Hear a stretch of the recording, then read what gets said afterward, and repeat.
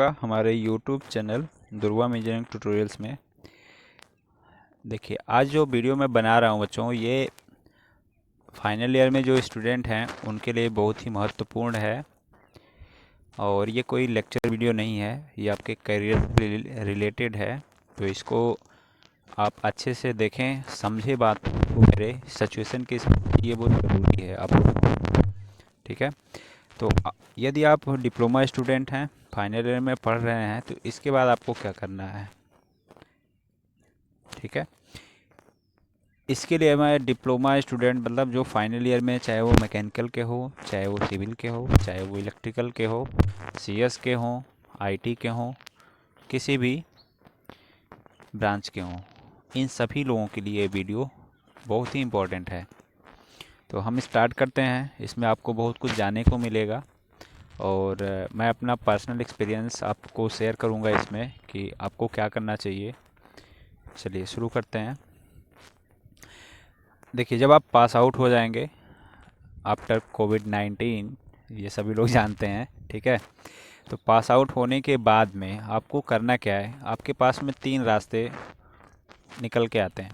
पहला है कि आप प्रिपरेशन कर सकते हो, गवर्नमेंट जॉब की प्रिपरेशन कर सकते हो जिस ब्रांच की गवर्नमेंट में वैकेंसी आती है।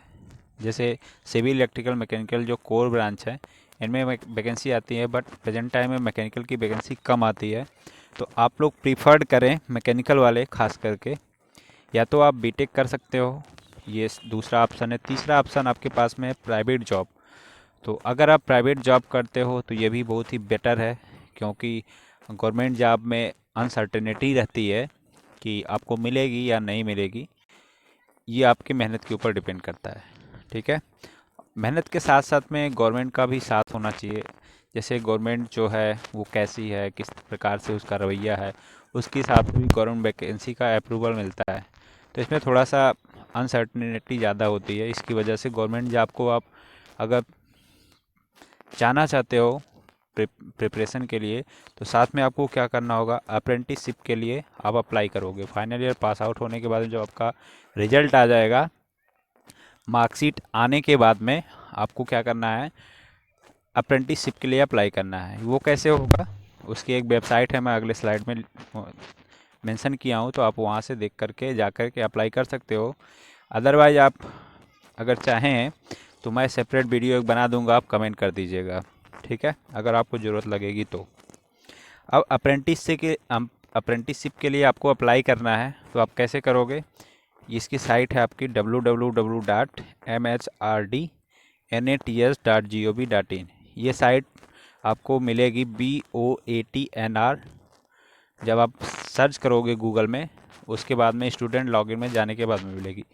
तो जब मैं सेपरेट वीडियो इस पर बनाऊंगा तो उसमें पूरा डिटेल आपको बताऊंगा कैसे रजिस्टर करना है। ठीक है, तो अभी हम फिलहाल डिस्कस कर रहे हैं कि क्या करना चाहिए। उसके बाद में आपके पास में ऑप्शन है दूसरा, बीटेक का। ये भी अच्छा ऑप्शन है। बीटेक करने के बाद में आप ग्रेजुएट हो जाते हो, तो आप कहीं पे भी किसी प्राइवेट कॉलेज में, गवर्नमेंट कॉलेज में गेस्ट लेक्चरर के रूप में काम कर सकते हो। ठीक है, और साथ में अपना प्रिपरेशन भी कर सकते हो आफ्टर बीटेक कंप्लीटेशन। यदि आप बीटेक कर रहे हैं तो उसके साथ में आपको क्या ध्यान देना चाहिए। आपके पास में 3 साल होते हैं बीटेक कंप्लीट करने के लिए। लेटरल एंट्री में आपका एडमिशन होता है, तो आपका 3 साल का जो टाइम है उसको ऐसे ही ना आप खर्चा करें, व्यतीत ऐसे ना करें। उसके लिए साथ में आपको क्या करना चाहिए कि आपका जो एकेडमिक सेशन है उसके अलावा आपको एकेडमिक सेशन पे जो टाइम देना है वो तो ठीक है। जब आप डिप्लोमा करके बीटेक करते हो, अपने ही ब्रांच से करोगे तो ज़्यादा अच्छा रहेगा। करोगे तो ज़्यादा प्रेशर नहीं रहता है, वो आराम से क्लियर होता रहता है और बहुत ज़्यादा डिफरेंस भी नहीं आता है। जो आप डिप्लोमा में पढ़ते हो वो बीटेक में वही ब्रॉड लेवल पे हो जाता है, और वो ज़्यादा बहुत बड़ा एरिया हो जाता है। कहने का मेरा मतलब ये है, तो उसमें आपकी कुछ चीज़ें नहीं मिलेंगी और सब चीज़ें लगभग लगभग यही रहेंगी। तो इसके साथ में आपको क्या करना है कि बीटेक करते समय लगभग 3 घंटे आपका निकालना है अपना खुद का। किसके लिए, गवर्नमेंट जॉब की प्रिपरेशन के लिए जो डिप्लोमा लेवल वैकेंसीज आती हैं जूनियर इंजीनियर के लिए, उसके लिए आप अप्लाई कर सकते हो, डिप्लोमा किए हो। ये आपके पास में प्लस पॉइंट है, ठीक है।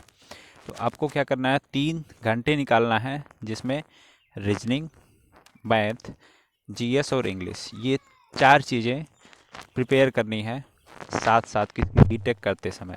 ये आपका 3 साल का जो टाइम होगा, इसको आप अच्छे से अगर यूटिलाइज कर लिए तो ये समझिए कि आप बीटेक पास आउट होते होते आपके पास में गवर्नमेंट जॉब 100% श्योर मिल जाएगी, अगर आप ऐसा करते हो तो।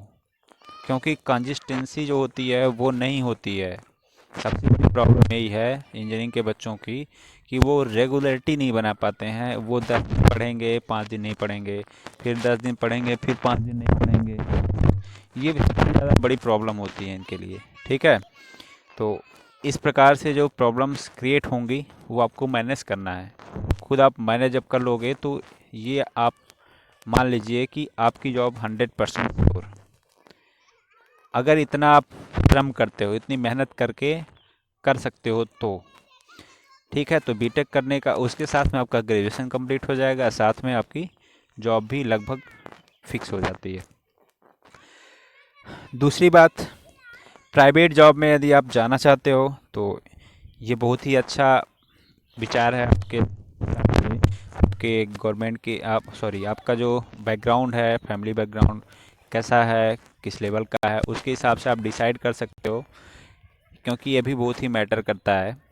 जो लोग पॉलिटेक्निक डिप्लोमा में स्टूडेंट होते हैं लगभग मीडियम फैमिली से बिलोंग करते हैं, तो उन लोगों के लिए भी ये भी देखना, दोनों सामंजस्य स्थापित करना थोड़ा डिफ़िकल्ट होता है। तो आप अपने सिचुएशन के हिसाब से ट्राई कर सकते हो। प्राइवेट जॉब भी अच्छी जॉब है। और एक चीज़ मैं आपको यहाँ बता देना चाहता हूँ कि आप जो प्राइवेट जॉब है वो तुरंत तुरंत ज्वाइन कीजिए अगर करना है आपको तो। डिप्लोमा पास आउट हुए तुरंत ज्वाइन कर लीजिए, क्योंकि भले ही स्टार्टिंग में आपको 10K 12K सैलरी मिले या 14K मिले, मैक्सिमम 14K मिलता है, अच्छी कंपनी है तो आपको अच्छा भी मिल जाता है 15-16K तक, ठीक है।